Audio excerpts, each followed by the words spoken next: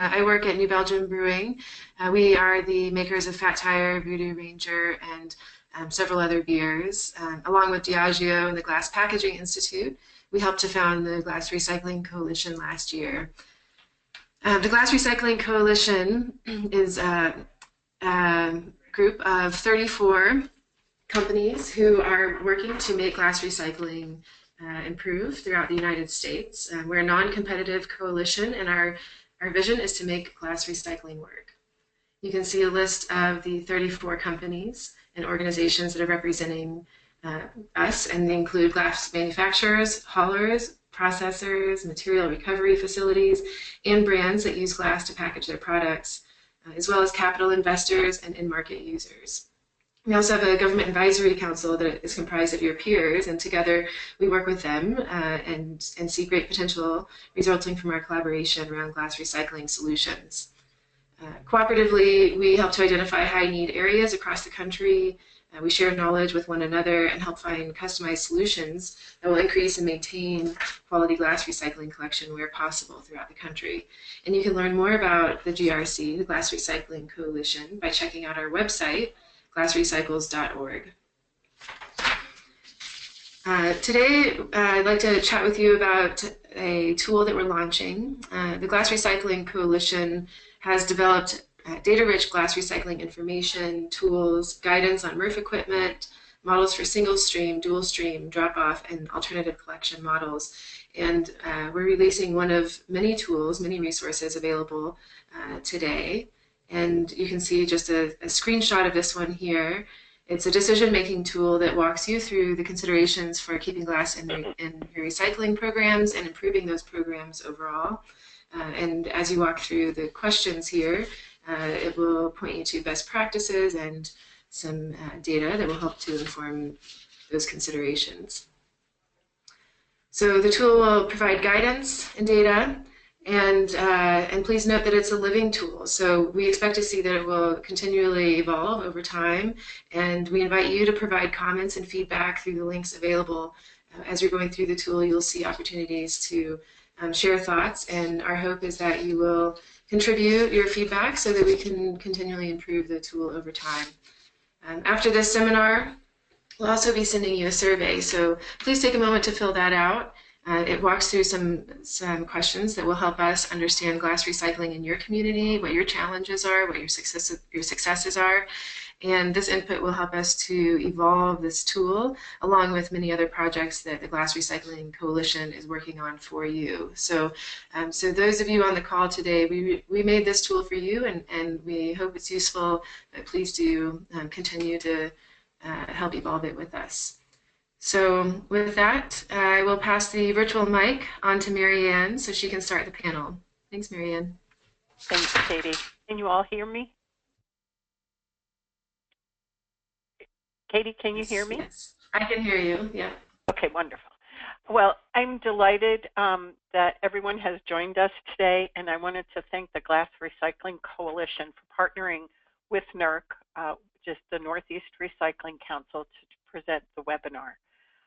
NERC works with the 11 Northeast states, so we've got the map on the screen here so you can see them.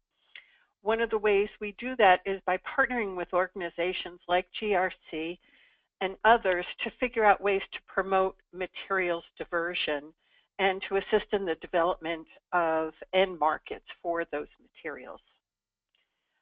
In addition to NERC's board, which is made up of the environmental agencies from the 11 Northeast states, we have advisory members.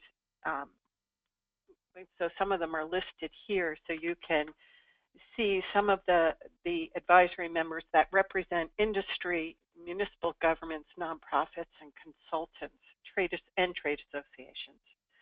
In November of 2015, NERC held a glass forum in direct response to feedback we were getting from the states and others throughout the Northeast, saying that we had to do something about glass. People are still very much interested in recycling the material, but we had to figure out ways to make it work since there aren't many processors in the Northeast region, we do have Strategic in Rhode Island, which is like our shining star, but we need more, and we need to figure out how we can clean up our glass to make it worthwhile for bottle manufacturers so that the material is being used for the highest value.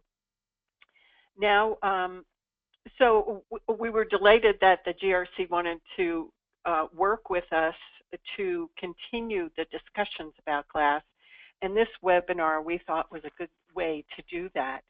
So today we'll hear the stories from several people, but our first segment will be Terry Termier of Ohio EPA and Benjamin Pedigo of Rumpke Recycling. Terry is the chief of the Division of Materials and Waste Management of the Ohio EPA. Her division is responsible for non-hazardous waste programs, including solid waste, infectious waste, scrap tire management, and construction and demolition debris. Benjamin Pedigo is the corporate recycling sales manager at Rumpke Waste and Recycling and has been with the company for more than 20 years. Ben works with municipalities, businesses, and industries in Indiana, Ohio, Kentucky, and West Virginia to divert recyclable materials from the landfill. And now we'll hear the way they've worked together to make more glass get recycled. Ben, would you like to start? Well, Mary Ann, thank you so much. It's a pleasure to be on this webinar, and I think we've got some information that can be replicated throughout the United States. I want to tell you a little bit about Rumpke. It has a rich history in recycling. Its corporate office is in Cincinnati, Ohio, and we do cover Ohio, Kentucky, Indiana, and West Virginia. Started during the Depression. The Rumpke family got involved in delivering coal, and they started bartering for services.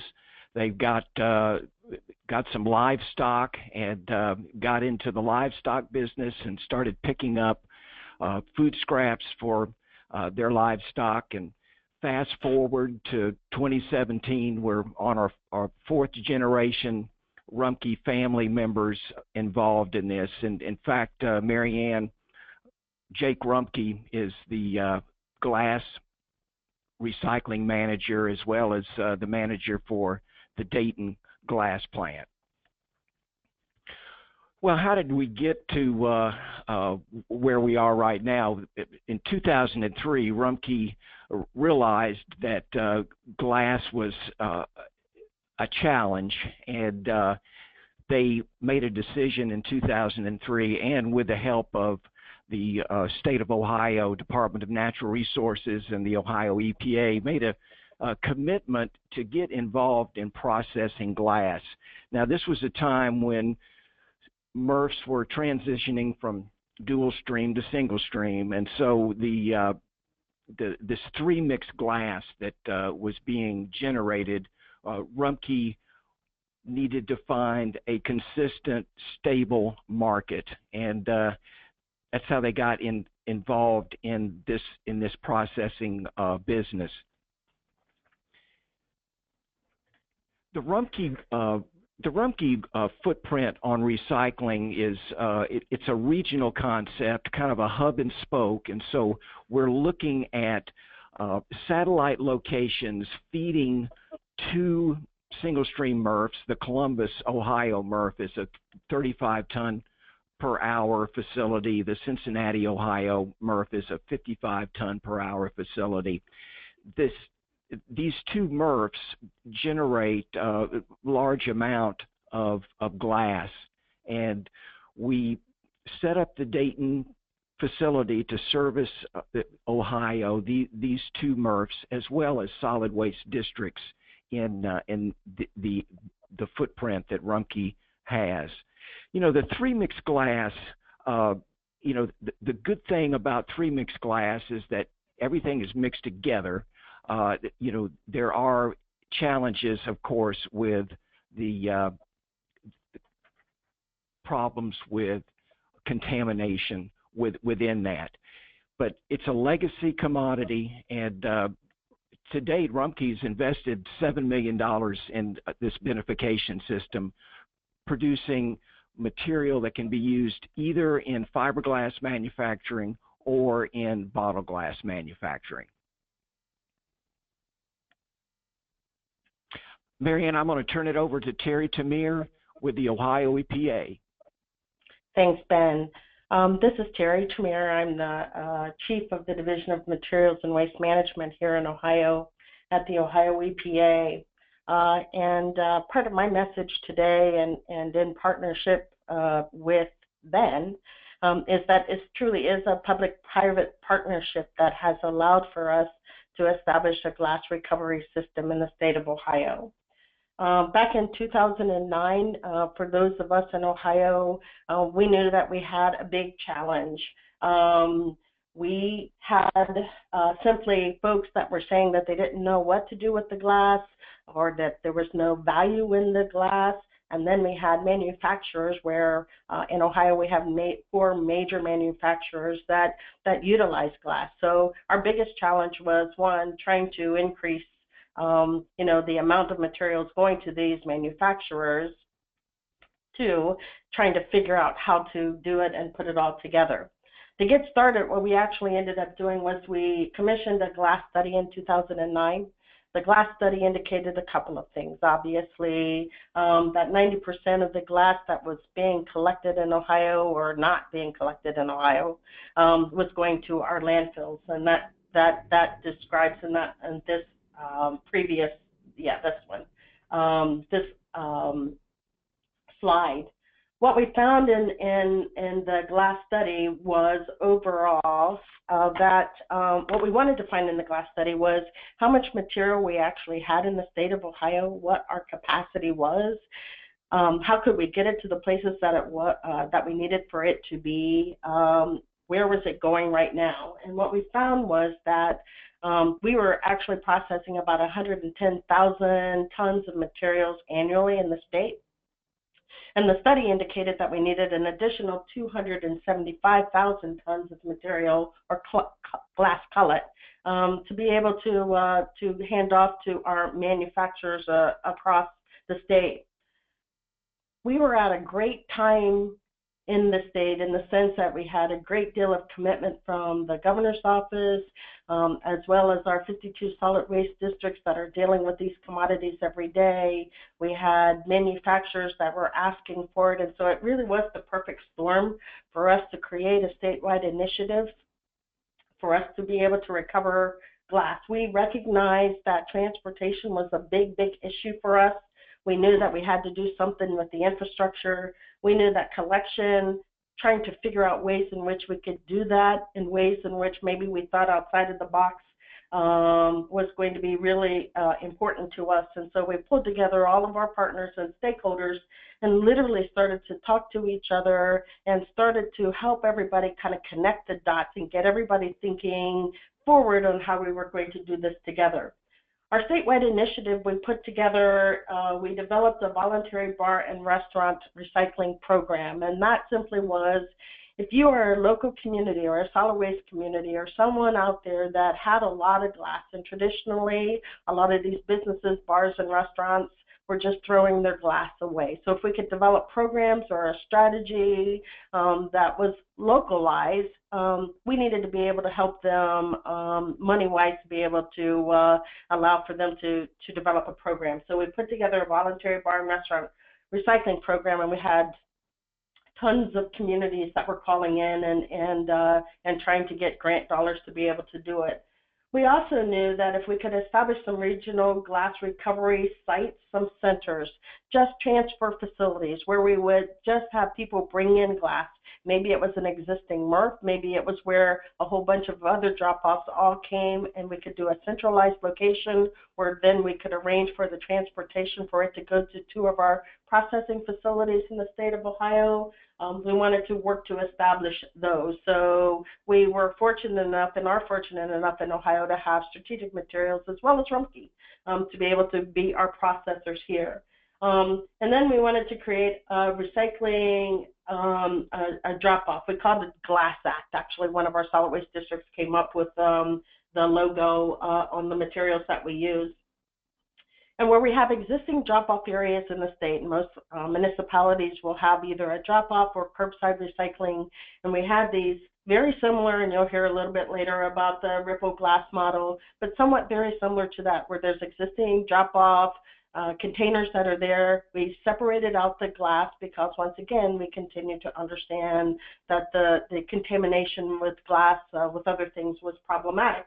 And then to really make our plan work, a public-private partnership, and us as a public agency setting aside $1 million or up to $1 million, and I can tell you we spent more than that, in trying to put together a strategy and ways in which we could support all of the components of this initiative.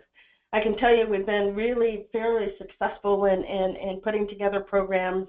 We have bars and restaurants along Columbus, Ohio, up and down the High Street corridor. If any of you are interested, that was just by chance. And when I say by chance, we wanted and had to think outside of the box because the traditional ways in which we were collecting glass was no longer working. So a great example of one of the projects, and I'll be very quick on here, but I will show you some of the strategies that we used. There was an existing route that was glass, that was pedestrian recyclables picked up on the streets. The businesses, bars and restaurants that were along the area were able to sign up for a program where on Monday, Wednesday, and Friday, they could set out recycling containers that we provided through a city grant, and they could have their glass picked up at no charge. Why? Because there was already an existing route.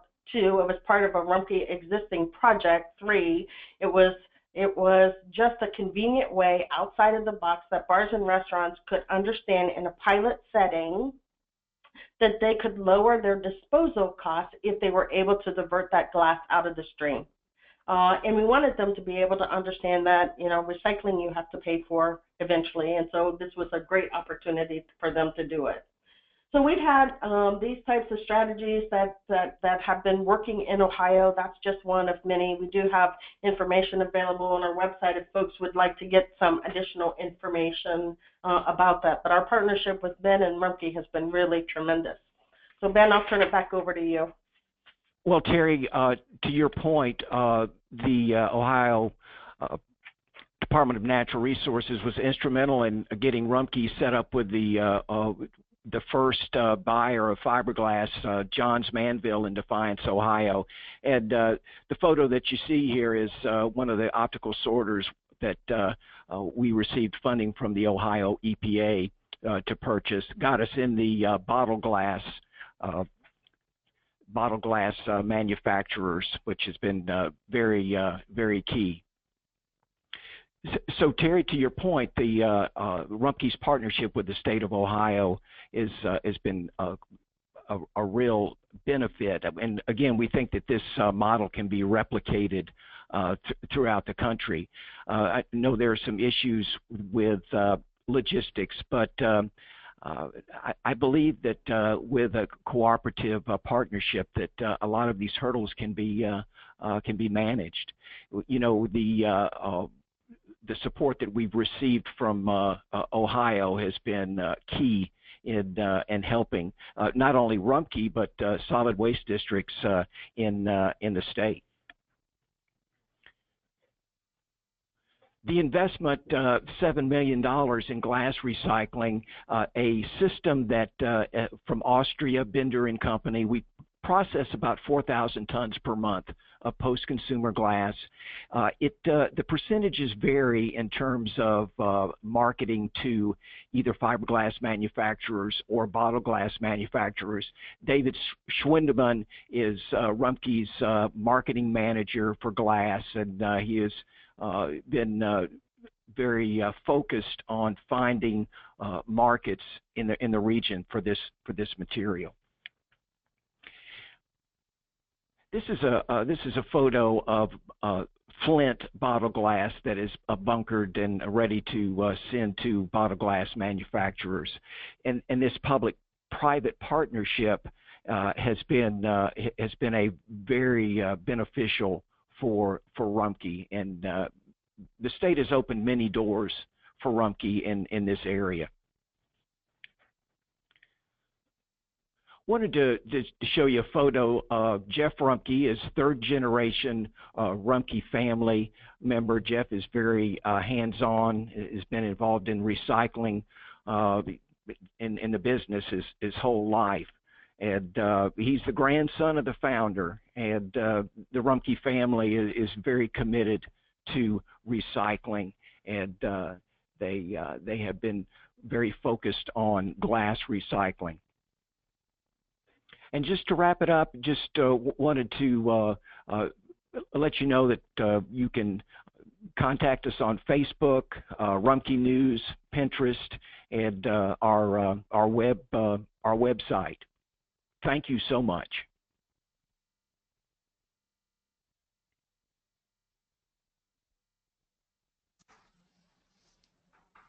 Good afternoon, and thank you for the invitation to participate in today's webinar. I appreciate the opportunity to talk about glass as an example of how we successfully turn the economics of glass recycling into a positive cash flow and not just avoid landfill cost. Logan County, Ohio is located in west central Ohio. Our largest municipality has a population of about 13,000. The remainder of the county is made up of 12 small villages, townships, and is mostly rural. We have strong agronomics, industry, and a tourism base. Logan County is conveniently located both near I-75 and I-70, making us within a 1-hour drive from both Columbus or Dayton.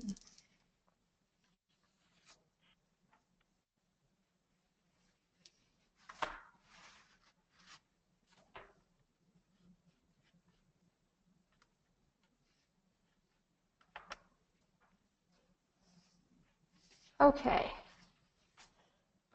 This glass project is part of our zero waste plan with increasing targets towards zero landfill usage. Logan County has a very popular and successful recycling program, which is integrated with a pay-as-you-throw trash program. We have 2 curbside programs within the county and 16 rural drop-off centers. All of our recycling is collected dual stream.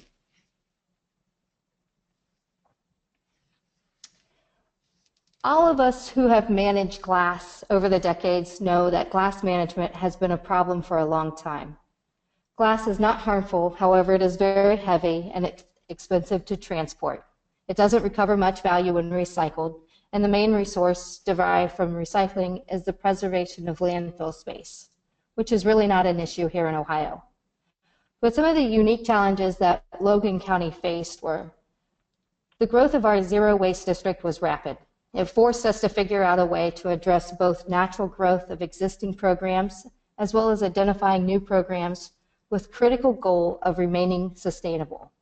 From the beginning, we were faced with unstable markets and price fluctuation.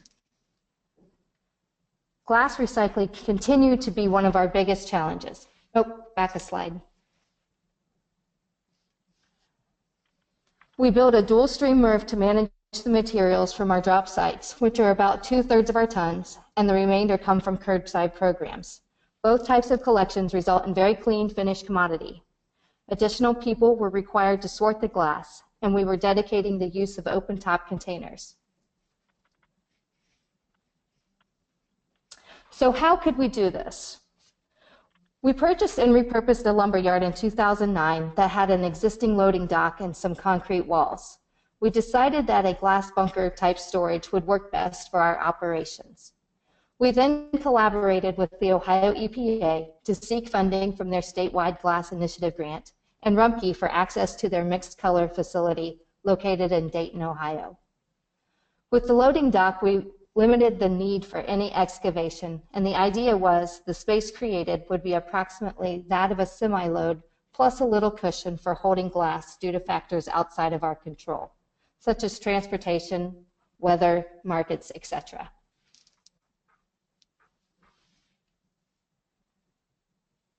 Obviously, our hope was to make and ensure that glass would stay sustainable. We could do this in a few different ways. By containing the glass in the new proposed manner, we could change the way that we collect and haul the commodity, with the idea to transport glass in larger loads and to secure a unit cost of transportation. The change would also make glass a no-touch commodity, meaning everything else comes off the line, leaving the mixed colored glass, so our employees would not be sorting the glass, resulting in safer work practices, and our operators would not have to empty hoppers, which would result in recovered man-hours. This is a video showing the glass exiting the building on a conveyor belt and falling into the bunker area. The glass does break on impact, but usually into small, acceptably sized pieces.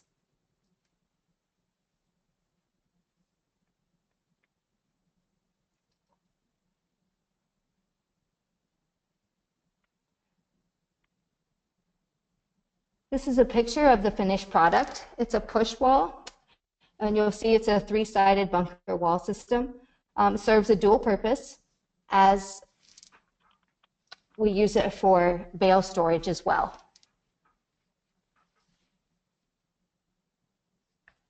We purchased a telescopic telehandler to scoop the glass into semi-trailers. This transportation provides about twice the size of the previous method that we used to contain and haul glass.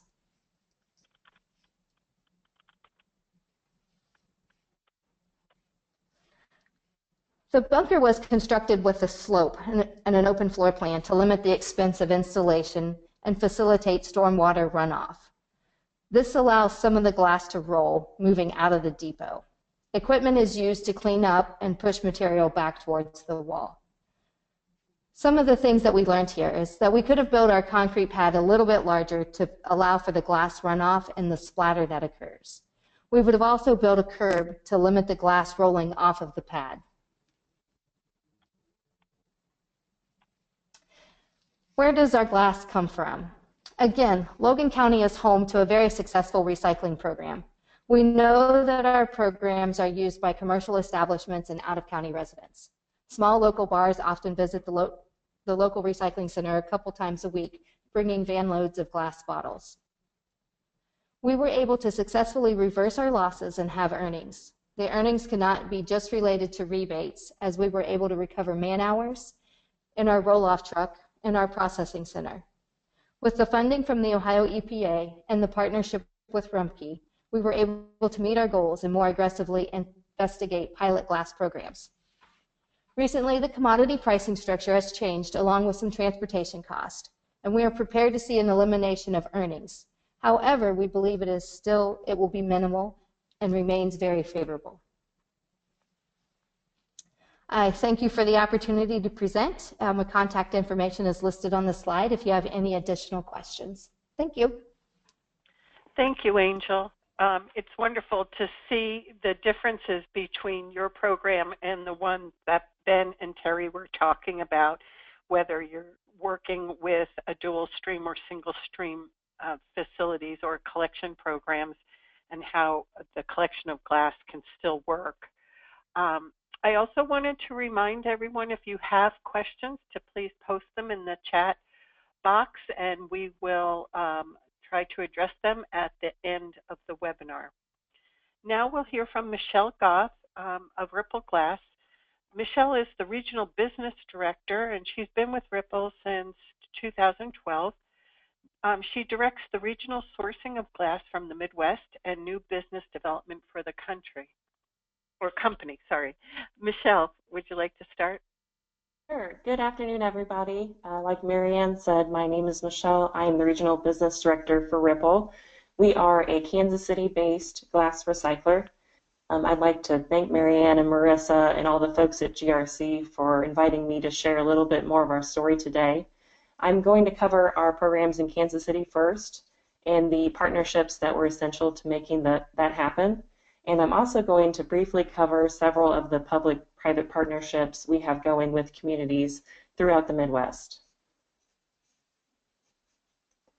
Ripple Glass is unique in that we do process waste glass, but we also provide a consumer-facing presence for the collection of glass in our hometown of Kansas City.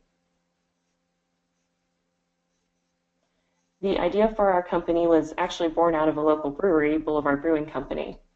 Boulevard themselves was on the quest to be a zero waste facility, and they had homes lined up for almost every material except glass, which at the time was their only packaging material. As they looked into their options, they realized that this wasn't just an internal problem for them. In fact, there was essentially no glass recycling going on in the Kansas City area or the surrounding region. Glass wasn't included in our curbside recycling programs at the time, which is still true. And this equated to about 10 million empty Boulevard bottles that were produced yearly that they were very certain were going straight to the landfill. And then past that, since they're just a smaller craft brewer, it actually, there was around 80,000 tons of glass going into the landfill every year altogether.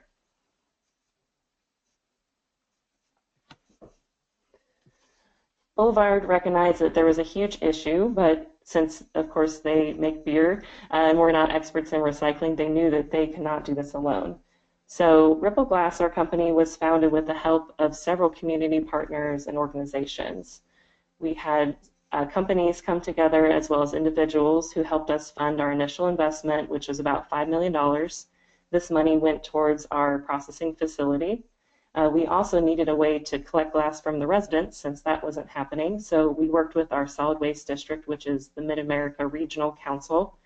They helped us with grant funding, which purchased our initial 65 roll-off containers that we placed throughout the city, and they helped us with marketing the program.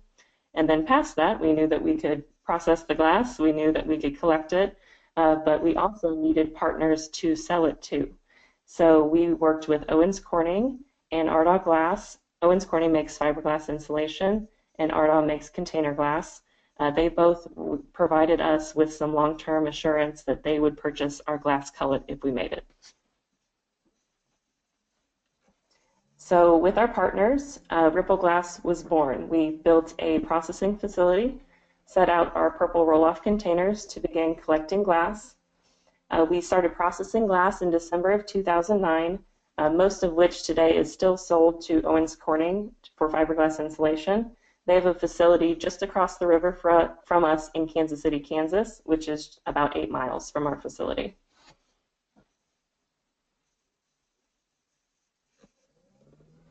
The core of our business is our collection network in Kansas City.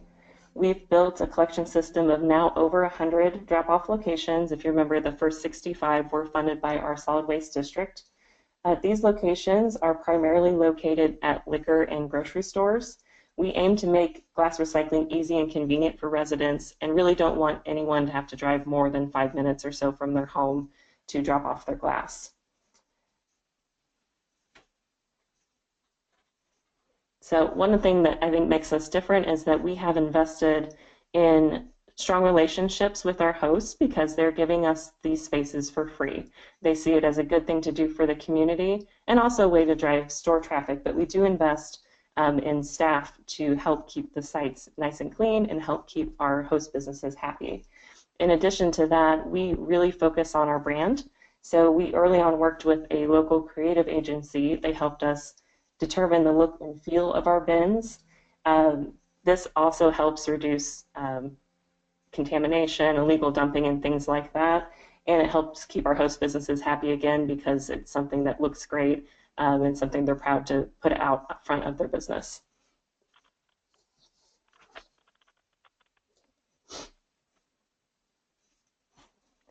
Our program in Kansas City has increased glass recycling rates from under 5% to just over 20% in about 8 years of operation. We still have a ways to go and we have a lot we want to do, but we realize that we won't get there without these continued strong partnerships. We want to make glass recycling a win-win for all the parties involved, all the way from Owens Corning, our end user, to the business that's hosting an event for us.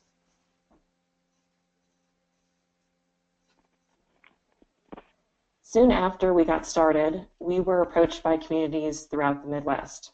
Most of them simply wanted to add glass to their drop-off centers and then asked if we could find a way to ship it to Kansas City so it could be processed. We started to work with these communities, and our collection network throughout the Midwest has grown to over 80 communities in 8 states. We found that when glass is collected separately, it typically holds up its economics so that we can ship it to Kansas City.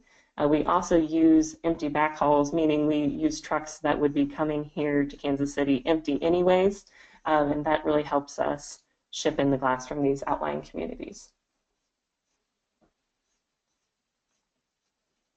I wanted to wrap up by highlighting a few of our partnerships we have with Midwestern communities. And one thing you'll see here is that one size doesn't fit all. Each of them approach glass collection from their residents and businesses very differently. It's something that we pride ourselves in working with each of them to find the right way to collect glass. Springfield, Missouri was one of the first communities that approached us. They had already been collecting glass, but in a limited way. They were color sorting the glass and they were crushing the glass themselves so that it could go directly to the end market. They didn't like the labor or the liability that was involved in that process, and as a result, they hadn't really marketed the availability of the glass drop-off. So through working with us, they expanded their program to collect glass, all colors mixed together in one container at their drop-off centers. They also added a free bar and restaurant glass pickup program in the downtown area, which is quite busy because it is a college town. It has Missouri State University. And this is a very low-tech program. It uses plastic barrels and a pickup truck and one staff member, but it collects a lot of glass. So today, their glass collection program altogether has a rate of around 24% from the community, and we think there's a lot of chances to expand that, and we're working with them to expand the residential drop-off options, and hopefully we'll see their community recycling rates go up over the next few years. Branson, Missouri is another unique story. They actually won our Glass Recycling Program of the Year award last year. Their challenge is unique in that most of the visitors, or most of the people in Branson at any time are visitors, they're tourists. And so they do provide a drop-off glass recycling service for the residents, but then they also do a lot of outreach to the businesses, bars, hotels, convention centers, things that are handling high glass waste volume.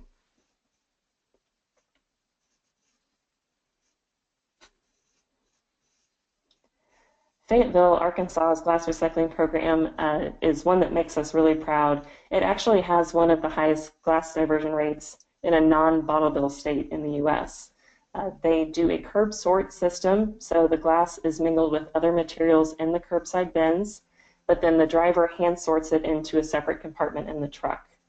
You actually see a similar system in Cedar Rapids, Iowa, except the residents are expected to set the glass out in a separate bucket. In Fayetteville, as well as their curb sort system for residents, they've also been really smart about how they concentrate their resources for the commercial glass waste. So they offer a free bar and restaurant pickup service. They use their existing 2-yard containers and their front load trucks to service those containers. And we think that they're a really great example of using the equipment that you have to build a system that works. And then finally, I wanted to mention the city of Lawrence, Kansas. Lawrence is right outside Kansas City, about 45 minutes, and it's home to University of Kansas. It's a very unique town. The residents are incredibly passionate about recycling glass. So we worked with them to put together a glass drop-off system that really mimicked what we were doing in Kansas City. That included one very well-placed container that was convenient for most of the downtown bars. What makes Lawrence unique is that they also recently added the ability for their residents to recycle glass in the single-stream curbside bins. The MRF there installed a glass cleanup system, and between that cleanup system and some hand-picking from staff, they're able to recover a portion of the glass that comes through their MRF. The remainder of the glass is too contaminated for us to process, but it's able to be used for an alternative medium. So between their drop-off network and the glass that comes out of the cleanup system at the MRF, the community averages around a 30% glass recovery rate.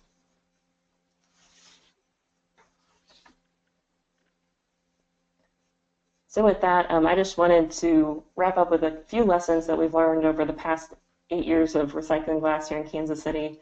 One size certainly does not fit all. We feel that it's very important to work with the end users and the manufacturers that you have available and kind of reverse engineer your processing and your collection systems to meet their needs.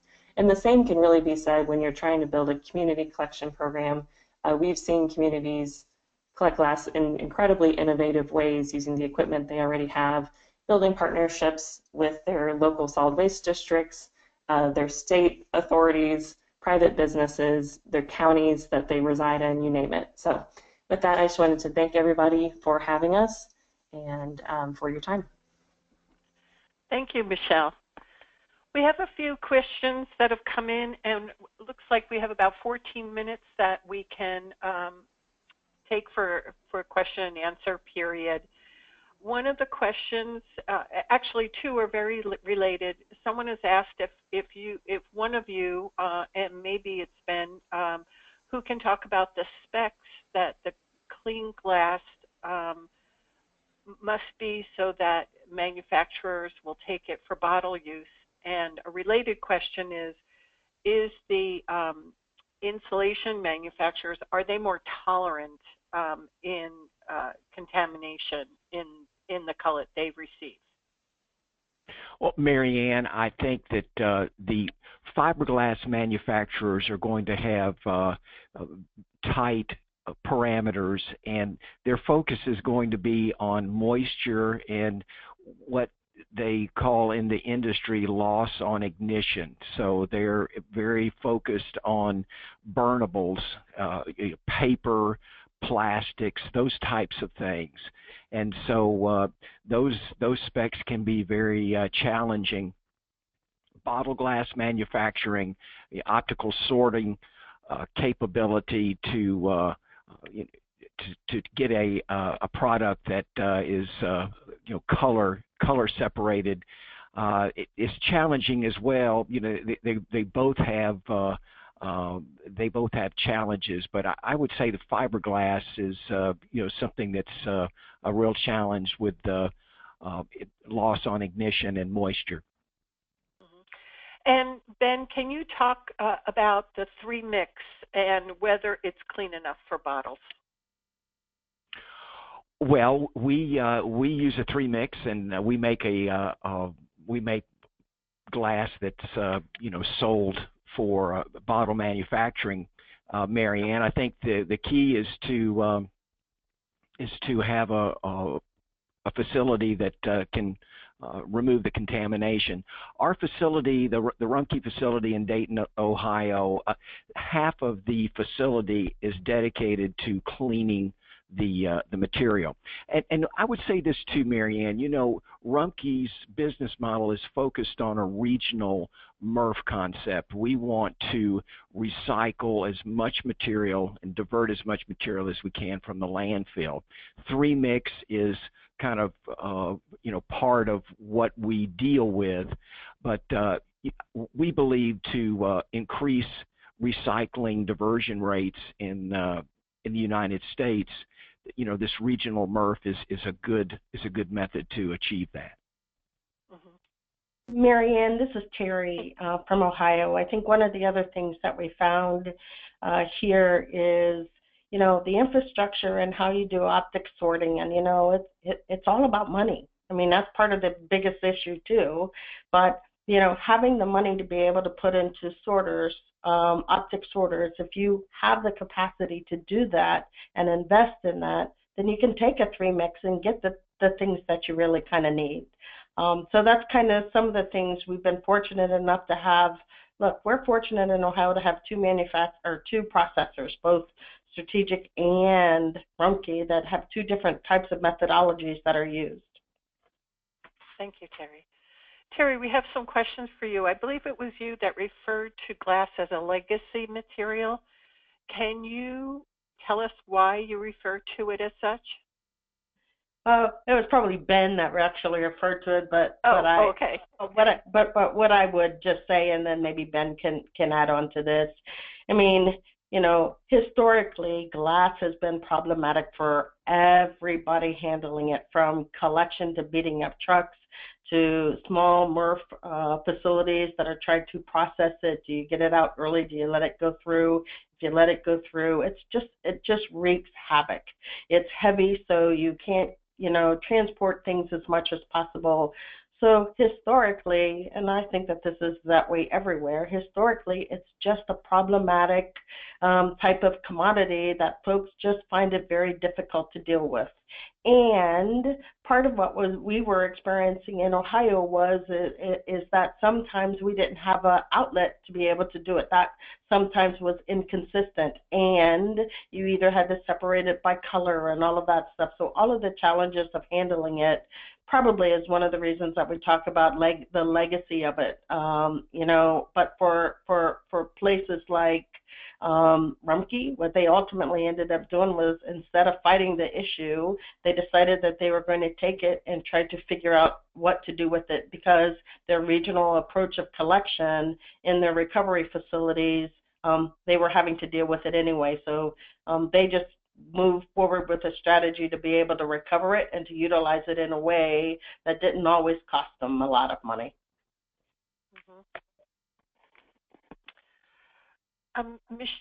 Let's see, there is a question. What are the barriers to collecting glass in Kansas City at curbside? Also, is there a fee or charge for out-of-state communities to have Ripple glass drop-offs? Sure. I'll answer the second question first because it's more straightforward. Typically, there is no fee for us to process the glass. We actually usually are covering the freight for the community. So we don't charge recycling fees out of our Kansas City facility. On the first, there are barriers to the curbside recycling, namely in that we just haven't gotten there yet. None of the MRFs in Kansas City have a desire to collect glass in their curbside programs. That doesn't mean that curbside glass recycling can't be offered or that it should be offered. We do have several small businesses that have popped up that only serve residents that want glass picked up at the curb, and they charge a weekly, biweekly, or monthly fee to do that. I would say Ripple is also interested in doing that in the future. It's just kind of the next level of what we need to do to make sure everyone has convenient access to glass recycling. But the primary way it's collected right now is through the drop-offs, is that right? That's correct. The businesses that exist, they each have anywhere from a few hundred households to a few thousand households as their customer bases. So it certainly doesn't cover the whole metro, which is a little bit over 2 million people. Thank you.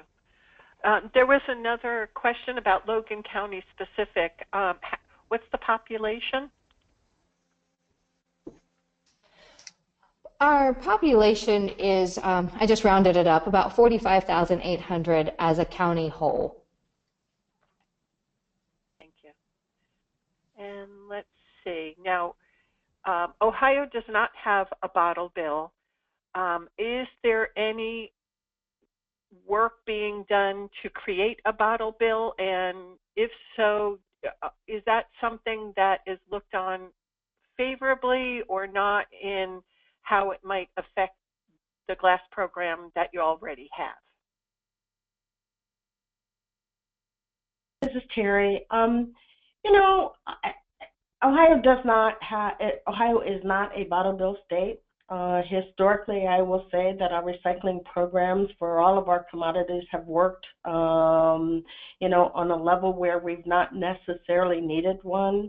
I would say that the way that the climate is in Ohio today, I don't know necessarily that one would actually even garner enough support to be able to do that. I will say that we rely in Ohio on our solid waste districts. We rely on those folks as part of a statewide strategy to develop their own local plans of how they're going to, you know, look at recycling, whether it's glass or anything else. And we've really been somewhat successful in that process. This glass recovery initiative that we created, quite honestly, the successes really have been based on those districts that have gone out and locally identified the types of projects that they know that they can implement in their programs. And our partnerships have been, if we can figure out ways to be able to financially support some of these efforts, they're going to be more successful than if we've tried to mandate anything, you know, on a state level. So that's really been our approach, and we've been doing that for 30 plus years. Thank you, Terry. So it looks like, according to my watch, we have about 5 more minutes, so we'll take a few more questions. And whatever questions do not get addressed during the webinar will be responded to by the presenters afterwards. And it's my understanding too that the recording from the webinar will be available so that all of you can listen in again in the future through that video and I'm sorry, recording. And then, so another question I have for Terry and for Ben is, has the Ohio EPA Rumpke program assisted solid waste districts with transportation costs? Yes, to a certain degree we have. When I talked earlier about our drop-offs and/or our the collection or recovery facilities, part of what we did with our grant program was establish a regional approach on how to either set up and purchase containers, and then the relationship with Rumpke and going out and collecting it at no cost to the solid waste districts and recovering the materials there. That obviously included, transportation. So that was part of the strategy when we went around the state. I mean, that's the number one thing. How do you get someplace from one place to the next? We're very much like looking at things outside of the box and looking at backhauling opportunities as well, and anything that we could put together, honestly, was game and on the table. And so we had, probably about 17 or 18 solid waste facilities that actually came in and worked through this process with us. Terry, I would add too that historically glass has been it's a landfill diversion. When I think of recycling, I think of keeping materials out of a landfill, and I think that's Rumpke's focus on this. Glass historically has never been a money generator, but the fact of the matter is, by weight, there are a lot of advantages that glass has in terms of landfill diversion. And so while it's never been, it's never been aluminum cans, I don't think anybody has, ever thought of glass like that. Certainly for solid waste districts, it is an important component to keep out of the landfill. Thank you, Ben.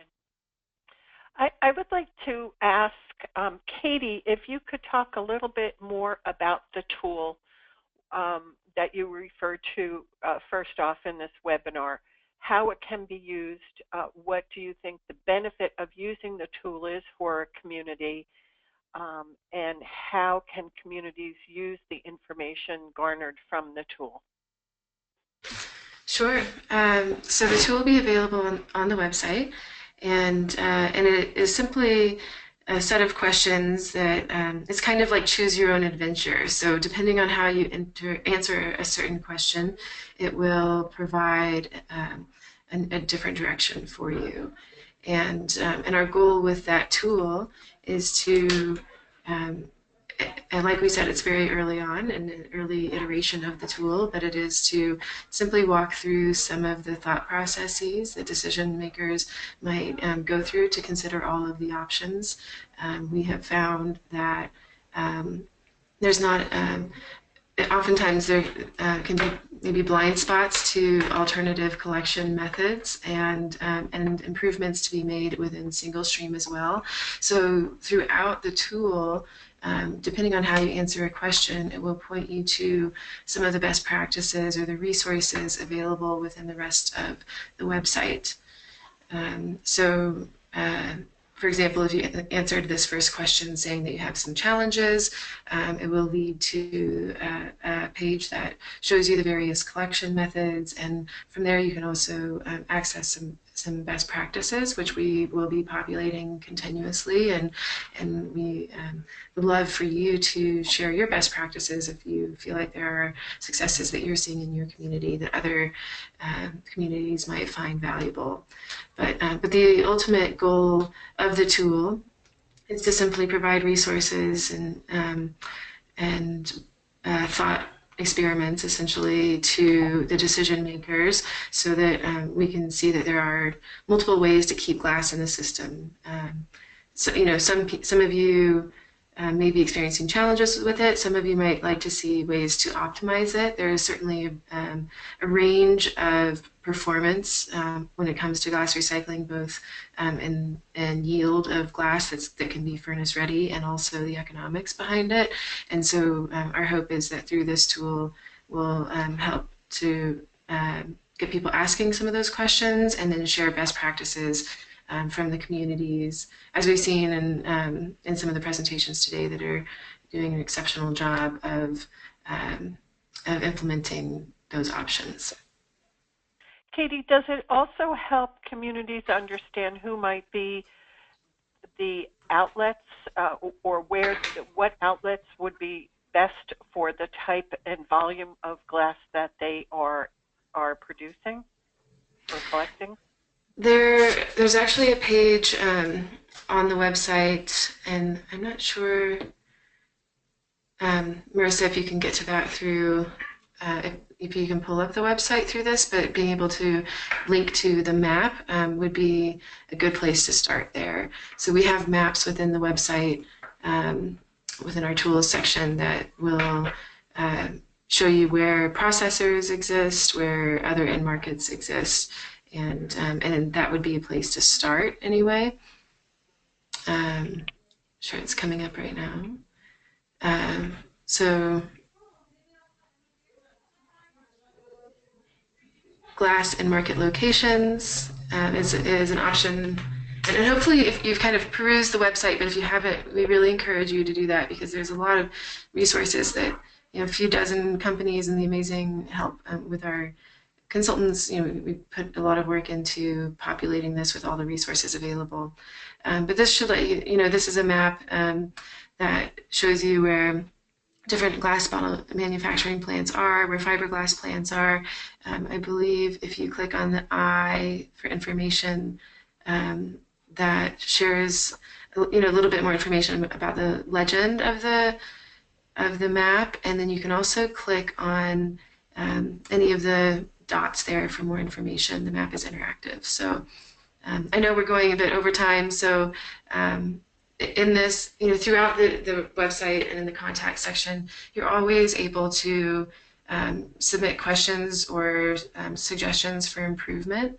And so we encourage you to help inform us, because what we're hoping to do at the Glass Recycling Coalition is just to be a gathering place, to be an intersection for best practices and careful guidance. And so we're all in this together, including you guys. And so we hope to be a hub for this, and really appreciate your input along the way. But hopefully we're starting you off with some good resources here.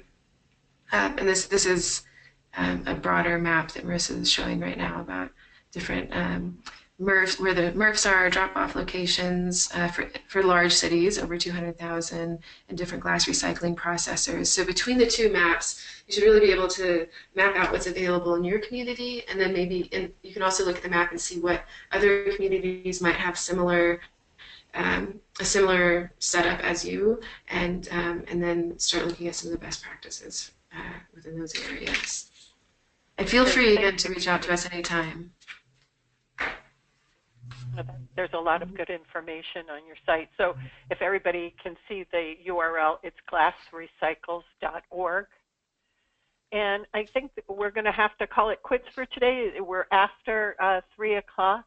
But I wanted to thank all of you for joining the webinar and for listening so intently, and for all of your questions. And again, for the questions that weren't able to be answered on today's webinar, the speakers will be emailing the responses to you afterwards. Thank you all.